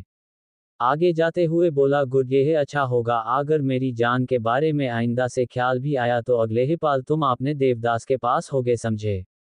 कृद्धन बड़े ही जुनून से कहता है, जो भी मेरी जान और मेरे बीच में आएगा उसके प्राण तो मैं खुद अपने हाथों से निकाल लूंगा, बड़ी बेदर्दी से। सौरभ पंक एक साथ बोले, यस बॉस। इतना कहते ही दोनों कृद्धन के पीछे निकल गए ऑफिस जाने के लिए। मल्होत्रा मैंशन में अरिजित अपने चेहरे को छोड़ आर्या के साइड वाली चेयर पर जाकर बैठता और के उसका चेहरा अपने हाथों में भरकर अपनी तरफ करता और कहता, क्या हुआ, मेरा बच्चा नाराज हो गया। आर्या अरिजित के हाथों को अपने गालों से दूर करते हैं, मैं किसी से नाराज ना, अपना नाश्ता कर, आपको तो जाना है ना, मुझसे दूर तो जाओ, मैं भी आपको नहीं रोकूंगी, वैसे भी आपको मैं अच्छी नहीं लगती ना अपने पास, इसलिए आप मुझसे हर बार दूर जाने की बात करते, पहले मेरी गलती थी इसलिए आप ऐसे करते हो, मगर अब तो मेरी गलती नहीं, आप फिर भी जाने के बाद करने लगता है, आपको कोई दूसरी बहन मिली है तभी आप ऐसे बात कर रहे हो मेरे से। ठीक है, मैं भी आपसे बात नहीं करूंगा, आपको जाना जो, मुझे किसी से बात नहीं करना और अपना नाश्ता कर लेना। ये कहकर आर्य नाश्ता करने के लिए अपना हाथ आगे बढ़ती है, मैं उसका हाथ कोई पकड़कर रोक देता है बीच में और अपने नजर उठाकर सामने देखे तो अरिजित जी उसे देखा रहा था अपनी नम आंखों। आर्य उसका भाई, उससे पहले बार नम आंखें देखकर उसे रहा नहीं जाता है। तो अरिजित से कहती है, भाई आप ऐसे मत रो, मुझे अच्छा नहीं लगता, बस से देखकर आप रूड और एटीट्यूड में अच्छे लगते हो। अरिजित की आंखों पर अपने हाथों को ले जाकर उसे आना आंखों को साफ करती और कहती, अच्छा अच्छा, मैं आपसे नाराज नहीं हूं, तो अभी रोना धोना मत कीजिए, टीवी सीरियल की सास बहू वाली एक्टिंग मुझे नहीं होता, आपको पता है ना, अगर आपको तार के सास बहू वाली एक्टिंग चाहिए तो माँ के लिए बहू लिया, यह उनके साथ दिखाने में, हम टीवी के साथ देखना एक्टिंग, फिर इमोशनल होकर उन दोनों को देखना, मुझे रुलाने की जरूरत नहीं है, मेरा मेकअप खराब हो जाएगा। आर्या के सर पर चपत लगते हुए कहता, चुप बदमाश, बहुत शैतान हो गया, मजाक करने लगी है, मेकअप तो तू करती नहीं तो मेकअप कहाँ से खराब होगा, तुझे मेकअप करने की क्या जरूरत, मेरी बहन तो नेचुरली ब्यूटीफुल है। आर्या अजीत को घर के देखी है, हाँ मुझे पता है कि मैं नेचुरल ब्यूटीफुल, मगर ये तारीफ आप अपनी पत्नी को करना, इतनी तारीफ बहन की जगह किसी लड़के को किया था ना, अभी तक एक गर्लफ्रेंड बन चुकी होते, मगर नहीं। वैसे एक मिनट, मेरा गिफ्ट कहाँ, चल मेरा बर्थडे था और आप ऐसी ए गए, मेरा गिफ्ट तो बचाने के लिए सब कर रहे तो उसे भूल जाए, मेरे गिफ्ट के लिए बिना मैं आपको छोड़ने वाले ने, अगर मेरा गिफ्ट नहीं मिला तो आपको अच्छे पनिशमेंट मिलेगी, वह आप जानते हो, अगर मैंने आपको पनिशमेंट दी तो आपका क्या हाल करूंगी। अरिजित हंसते हुए बोलते हैं, मुझे पता है तू मेरा क्या हाल करेगी, इसलिए तो तेरी गिफ्ट मैंने पहले रेडी करवा दिया था, मुझे अपने हाल थोड़े बिगड़ाने नहीं थे तेरे हाथों। आर्या एक्सेप्टेड होकर बोली थी कि हम बताए मेरा गिफ्ट क्या है। अरिजित आर्या को एक साइड होते हुए बोला, तेरी फेवरेट कर मंगवाई है इस बार मैंने, वह भी भाई की कंपनी पर से जो इस साल न्यू लॉन्च हुई है, तुझे चाहिए थी ना, और भाई का गिफ्ट वह भाई आकर देंगे तो उनकी गिफ्ट उनसे लेना।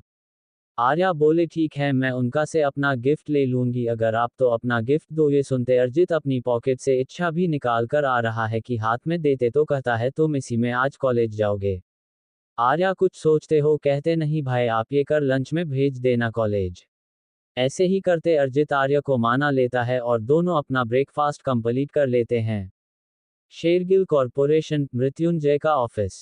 25 से 30 मले की बिल्डिंग था शेरगिल कॉरपोरेशन का, और इस कॉरपोरेशन का सीईओ मृत्युंजय था। इस मलिक के बिल्डिंग पर जो सबसे लास्ट या 30वां माला था उसे पर 3 ही केबिन था, पहला को का, दूसरा उसके असिस्टेंट शिव का, तीसरा उसके दोस्त का आरव का। मृत्युंजय का केबिन, मृत्युंजय के सामने उसका असिस्टेंट शिव मृत्युंजय का आज कॉलेज में होने वाली मीटिंग के बारे में बात रहा था, कॉलेज में मीटिंग के बारे में सुनता है जहां एक चमक थी।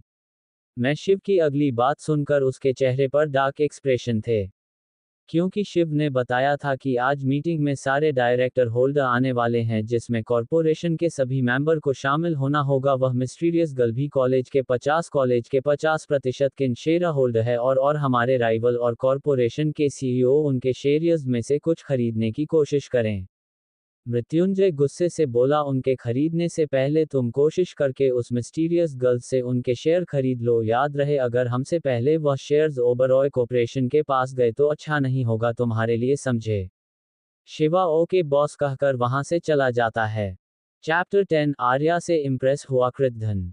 पिछले चैप्टर में आपने पढ़ा कि कैसे अरिजित अपनी बहन आरो को मानता है उसके बर्थडे केक गिफ्ट पर एक महंगी कर देता है, जिसे आर्या अभी सुबह ले जाने को माना करते हुए कॉलेज में लंच में भिजवाने को कहती है, जिससे ये पता चलता है उसके दिमाग में अभी कोई प्लान चल रहा है भाई। एयरपोर्ट पर कृद्धन उतरकर अपने पर्सनल बॉडीगार्ड चौराहा से आगे इन्फॉर्मेशन निकालना को दी थी। वह मांगता है जिसमें उसे पता चलता है कि अरे इसी के कॉलेज में फर्स्ट ईयर में एडमिशन लिया है बिजनेस मैनेजमेंट में। ये देखकर खुश होता है और आज के प्लान के बारे में सौरभ और पंकज से पूछता है और जब उसे पता चलता है आज उसकी कॉलेज में कोई मीटिंग है तो वह लंच के बाद करवा देता है। वहीं पर उसका लंच में जाने का दो मकसद था, एक आर्य से मिलना, दूसरा मृत्युंजय अपने राइवल आंखों में अपने लिए जलन और नफरत देखना।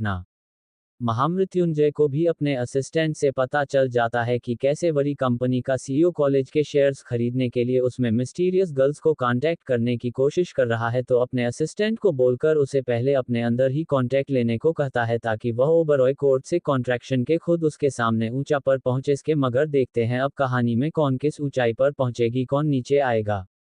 अब आगे। किसी ने मुझे पूछा था कि हीरो कौन है, तो आपको ये डिसाइड करना हीरो आपको कौन चाहिए। तो इसके लिए आपको कमेंट में कम से कम आज मुझे 50 लाइक देने होंगे। तो उसके लिए अगर आपको कृद्धन चाहिए तो आपको ब्लैक हट्स देने होंगे। अगर मृत्युंजय चाहिए तो ब्लू हॉट, तभी मैं आगे की स्टोरी में रोमांस डाल पाऊंगी। अब चलते हैं कहानी पर। दूसरी तरफ केब में इस वक्त आर्या ने केब ली थी कॉलेज जाने के लिए। उसके साथ उसकी असिस्टेंट थी जो उसको आज की कॉलेज में होने वाली मीटिंग के बारे में बता रही थी। मोना आर्या की असिस्टेंट जो कि एक बड़ी बहन की तरह थी, जो आर्या के हर वक्त ख्याल रखती थी, हर मुसीबत में उसको बाहर से निकलना सबसे पहले आगे आता थी। आर्य कॉलेज की मीटिंग की फाइल को पढ़ाते हुए मोना की तरफ देखती है। मोना उसको अपनी तरफ देखते हुए कहते हैं हमें आज मीटिंग किसी भी हालत में अटेंड करनी होगी और इस मीटिंग में तो नहीं जाना होगा, तुम जानती हो ना, अगर इस बार तुम नहीं गई तो बहुत बड़ी मुसीबत हो सकती है। आर्य एक गहरी सांस लेते हुए मोना की तरफ देखते हुए कहती है इसके अलावा कोई रास्ता है तो बताओ, और रही बात इस मीटिंग में जाने की, इस बात तो इस मीटिंग में मैं ही जाऊंगी क्योंकि जो मेरा है वह मैं किसी को हासिल करने नहीं दूंगी। मोना आर्य के बदले व्यवहार को देखकर कहते हैं तुम्हें आज कुछ बदला हुआ है, क्या हुआ है, कोई बात हुई है कि जहां तक मुझे पता है कुछ सालों से इस मीटिंग में त्रिशा जाती थी तुम्हारी जगह शेयर होल्डर बनकर, मगर अचानक से तुम का रहे तुम शेयर होल्डर बनकर जाओगे, वह भी सबके सामने। क्या तुम अपना फेस रिवील करोगी सबके सामने? त्रिशा को बताएं इस बारे में कि आज तुम जाओगे, कहीं पता चले वह तुम्हारी जगह पहुंच जाए वहां पर। आर्य मोना की बातों को सुने डेविल स्माइल करते हुए उसे देखते हुए बोलते मैं भी तो यही चाहती हूँ कि वह मीटिंग में जाए और उसे मीटिंग में जाने के बाद जो मैं उसे दूंगी ना उसके लिए वह कभी भी खुश नहीं हो गया, ना कभी मैं होने दूंगी, क्योंकि उसे भी तो एक सबक मिलना चाहिए। आर्या ठाकुर से उसके चीजों को छीन के सबके सामने अपना बताने का अंजाम क्या होता है। मोना हंसते हुए बोली चलो ठीक है, अब तुम्हारे अंदर इतनी तो काबिलियत आगे है तुम अपना अच्छा और बुरा समझा सको, तुम्हारे लिए कौन बेहतर है और कौन सही ये तुम हम जानने लगे, और मुझे समझ के अच्छा लगा, मुझे तुम्हारी चिंता नहीं होगी अभी इतनी जितनी पहले रहती थी। आर्य मोना की तरफ देखते हो कहते मुझे भी यही चाहिए कि आप मेरी चिंता करना छोड़ दीजिए, अपने और भाई के रिश्ते पर ध्यान दीजिए, कहीं यह ना हो कि आपकी दूरी और सजा, कहीं ये ना हो कि आपकी अधूरी और सजा आपके रिश्ते को हमेशा के लिए खत्म कर दे। आर्य की बातों को सुनने के बाद मोना आर्य की बातों को काटते हुए कहते हमारे बीच में ऐसा कुछ नहीं था, हमारे बीच में कोई रिश्ता ही नहीं था जिसे मैं बचाऊं हूं। आर्या इस बार थोड़े कठोर लहजे में मोना से कहते आप कुछ भी छुपा ले, आर्य जायसवाल से कुछ छुपा नहीं सकता, और आप जिस रास्ते को जानकारी रही हो ना, मैं जानती हूँ आप क्यों कर रहे हो, जिस लड़की के लिए आप ये कर रही है ना वही आपको एक दिन किसी लायक नहीं छोड़ेगी, आप चाहे कुछ भी कर लो, भाई आपसे बहुत प्यार करते और आपकी जगह किसी को नहीं देंगे, चाहे आप उनसे कोई भी सजा दे लो, याद रखना किसी दूसरे के लिए अपनी लाइफ बर्बाद नहीं करनी चाहिए, ना उन्हें छोड़ना चाहिए जो आपसे प्यार करें। अगर आप अभी भी कुछ समझना नहीं चाहती हो तो मेरा एग्जाम्पल देख सकती हो कि कैसे मैं अपने उसे प्यार के लिए, अपने पापा के लिए उन्हें चोट पहुंचाई है जो मुझे प्यार करते, मेरे भाई और मेरी माँ को। आपको मैंने अपनी बड़ी बहन मारना है इसलिए समझा रहे हो, अभी भी वक्त आप समझ जाए मोना दी, क्योंकि लास्ट में तकलीफ और दर्द के अलावा आपके पास कुछ नहीं बचेगा। जिस लड़की के लिए अब तक और भरोसा कर रहे हो ना उसे पर और आपके भरोसे के लायक नहीं है, आप यह अच्छी जान, जैसे आपने त्रिशा से मुझे बचाए वैसे मैं आपकी सौतेली बहन से आपको अगर एक बार अपने प्यार को चांस देकर देखिए, शायद सुकून और खुशी मिल जाए जो आपके परिवार से अभी तक ना मिल पाया हो। किसी के भीख में दी गई कोई भी चीज ज्यादा देर तक आपके पास नहीं रहती, चाहे खुशी हो, प्यार हो, समझौता हो, रिश्ता हो, यह नफरत। आर्य की बातों को सुनते हुए मोना की आंखों से आंसू निकलने लगते हो आर्य को जड़ से अपने गले लगाकर कहती है, चाहे उम्र में मैं तुमसे बड़ी हूं मगर बातें तुम बड़ी जैसे बातें करती हो। आज मुझे समझ में आ चुका है कि मेरा प्यार मिले कितना जरूरी है। मैं अपने प्यार को अपने आप से दूर नहीं जाऊंगी, ना तुम्हारे भाई को दूर जाने दूंगी खुद से, यह मेरा वादा है। मैं ही तुम्हारी भाभी बनूंगी। यह सुनती आर्य के चेहरे पर एक स्माइल आ जाती है और आर्य हंसते हुए कहती है, हुई ना मेरी भाभी वाली बात पर कहीं देर मत करना, पता चले भाई उसे चुड़ैल के पीछे पड़ जाए। आरा की बातों क्वेश्चन मोना रहती है, अब ऐसा कुछ नहीं काम है, किसी चुड़ैल को अपने होने वाले हब्बी के पास घूमने नहीं दूंगी। उसके लिए तो आपको यहाँ से एयरपोर्ट जाना पड़ेगा और एयरपोर्ट से सीधा भाई के पास, तो आपको भी पैकिंग करनी होगी। हाँ अभी मुझे आप थोड़ा दूर है क्योंकि मैं आपका अभी नहीं हूँ जो मुझे गले लगा कर बैठी हो है। मेरी शर्ट गली हो गई। अरे रोनी सूरत सी बनाते मोना की तरफ देखते हो, कैसे लगता मैं आपको गलत टाइम पर यह कहानी सुना दी, वरना अभी तो मेरी शर्ट गली ही हो गया, मैं कॉलेज कैसे जाऊंगी। वही मोना उसके गालों को खिंचाते हुए बोली, वह मेरा बेबी कितना क्यूट है। अरे चढ़ते हुए मोना के हाथों को अपने गले से हटे हुए करी, आप ये सोना बेबी अपने हबीब के साथ करना, मैं आपका अभी न्यूज़ और सोना बेबी कर रही हो, ठीक है। अगर ऐसे ही चलता रहा तो आपके जेंडर पर मुझे डाउट होने लगा और कहीं पता चले भाई को भी हो जाए और कहीं सही में चुड़ैल से शादी ना कर ले, क्योंकि उन्हें भी तो रोमांस करने के लिए लड़की चाहिए, ना कि ऐसी लड़की जो पति के होने की जगह नंदद से पलट कर रही है। ऐसे तो मेरे भाई कहीं कुंवर ना रह जाए, शादी होते हुए भी जाएंगे, पता चले संत बन जाए। ऐसी बीवी के चक्कर में ये कहकर ए रहा है। खिलखिला के हंसने लगते, उसकी पूरी हंसी कब में गज रही थी। मैं मना उसे हंसते हुए देखे, कहते, रुक बदमाश, बहुत बदमाश हो गई हो आजकल। मोना आर्य के माथे पर एक किस करते हुए कहती है, तुम ऐसी खुश रहो, तुम्हें किसी की नजर ना लगे। आर्या मोना की बातों को सुन मन में कहते, अब हमें किसी की नजर नहीं लगी कि भाभी जिनकी लगती थी उनका इंतजाम मैं कर दूंगी, हमेशा के लिए अपने परिवार से दूर कर दूंगी, पहले की तरह सब ठीक कर दूंगी। मेरी खुशी मेरी अपनों में है, इस बार वह खुशी बने की वजह मैं किसी को नहीं दूंगी। भाभी किसी को एक बार यह वजह दी थी और आज मैं कहाँ हूँ, यह मैंने देखा था 2 साल पहले। योजक चिन्ह। मोना आर्य को इतना इमोशनल होता देखकर आती है, ठीक है क्या अब इतना ज्यादा इमोशनल होने की जरूरत नहीं, खुद भी रो रो के बंदरिया बन गई है। कॉलेज में ऐसे जाओगे तो सब पहले ही दिन बंदरिया ऐसा समझाकर बाहर निकाल देंगे। मोना की बातों को सुन आर्या हंसते हुए बोलते, आर्या जायसवाल को निकालने की हिम्मत किसी में नहीं, आप भी ने अभी तक सिर्फ उसे कार्य को जाना है जो आप लोगों के साथ स्वीट और केयरिंग है, उसको नहीं जो जिनकी नानी याद दिला दे। ट्रेलर तो बर्थडे पार्टी का आपने देखा ही होगा है ना। मोना हंसते हुए कहते हैं, हाथ ट्रेलर तो देखा है मगर पिक्चर देखने में और मजा आएगा अपनी होने वाली इकलौती ननंद के साथ। अरे हंसते हुए कहते, चिंता मत कीजिए, अगर मिस भी कर दिया तो मैं आपको पूरी फिल्म की वीडियो बनाकर भेजी दूंगी, आखिर इतना तो कर ही सकता अपने होने वाली भाभी के लिए। तभी मानू को अपने लैपटॉप पर से किसी ईमेल के नोटिफिकेशन की आवाज आती है, जिसे मुन्ना जल्दी से लैपटॉप खोलकर कहती है, मैं देखूं जरा कौन सा इंपॉर्टेंट ईमेल आया है। ईमेल खोलना पर शेरगिल कॉरपोरेशन से ईमेल आया होता है एमजी के लिए, जो कि आर्या का एक ब्रांड नेम था। आर्या ये ब्रांड अपने पापा और मॉम के सरनेम से बनाया था। ईमेल को पढ़ने के बाद मोना के एक्सप्रेशन बहुत ही ज्यादा सख्त हो जाते हैं। इस वक्त मोना थोड़ी मजाक के नहीं पहले से सख्त और सीरियस लग रही थी, जो काम के वक्त जो हमेशा रहती थी। आर्या मोना के साथ एक्सप्रेशन देखकर बोलते, क्या हुआ, क्या ये ईमेल में। मोना आर्य की तरफ देखते हुए बोलते, शेरगिल कॉरपोरेशन के यहाँ से ईमेल आया कि उसे आपके कॉलेज के शेयर्स अपने नाम पर चाहिए, उसके लिए वह कुछ भी देने को तैयार है। अरे अपने सर को सेट पर लगाते हुए कैप की मोना से बोलते हैं, इंटरेस्टिंग, अच्छी है, उन्हें जितने मेल करने दो, एक भी ईमेल की जवाब देने की जरूरत नहीं है। और ज्यादा कर तो ब्लॉक कर दो ईमेल, समझ में आया। ऐसे फालतू काम के लिए हमारे पास ज्यादा टाइम नहीं है। वैसे भी आज उनके सीईओ से मिलना है, मगर इस बार उस आर्य से नहीं मिलेंगे, वह जिससे वह बचपन से जानते। इस बार वह एमजी से मिलेंगे, जो कि अलग ही है इस दुनिया के लिए, एक mature famous business women MG, जिसने छोटी सी उम्र में अपने अंपायर को खड़ा किया। ना कि उसे रस जो हर किसी के सामने बेइज्जत तो होने के लिए तैयार थी। अब उसे सारे से मिलेंगे जो हर किसी को बेइज्जत करेगी, सबको उनकी औकात दिखाएगी आर्य, सबको उनकी हैसियत की सजा मिलेगी, गलती की और गुनाह की भी। ओबरॉय कॉरपोरेशन। इधर मोना और आर्य अपनी मस्ती में ढूंढते वही कोई था जो आर्य के लिए हद को पर करने के लिए तैयार था। वह कोई और कृद्धन ओबरॉय था, जो अपने ऑफिस में बैठकर इस वक्त अपने केबिन में बैठे हो अपने हाथ में पड़े एक हॉट शेप के लॉकेट को देख रहा था, जिसमें एक लड़की के आदि तस्वीर थी। कृद्धन अपने केबिन में बैठे उसे तस्वीर को देखते हुए कहता है कि तुम मेरा प्यार नहीं जुनून जो कभी बादल नहीं सकता। प्यार एक ऐसी बीमारी है जो दूसरों को तबाह नहीं खुद को तबाह करते और जुनून में लोग दूसरों को तबाह करने की ताकत रखते हैं। डोर पर कोई नो है जिससे कृद्धन अपने असली अवतार में आता है बॉसी ही अवतार में और अपने पास रखे लॉकेट को वापस पॉकेट में रखते हुए अपने रूट टोन में कमिंग कहता है। कमिंग कहने पर पंकज अंदर आता है कृद्धन का असिस्टेंट। पंकज अंदर आने के बाद अपने सर को नीचे झुका के कृद्धन के सामने खड़ा हो जाता है। कृद्धन उसको देखकर बोलना है व्हाट अब क्या हुआ है बोलोगे भी अभी ऐसी खड़े रहोगे। पंकज कृद्धन की आवाज को सुन बोलना शुरू करता है बॉस वो शेरगिल कॉरपोरेशन के सीईओ ने एमजी से शेयर खरीदने के लिए ईमेल भेजो है मगर एमजी ने माना कर दिया उनके ईमेल का कोई रिस्पांस देने के बदले उन्हें ब्लॉक कर दिया है।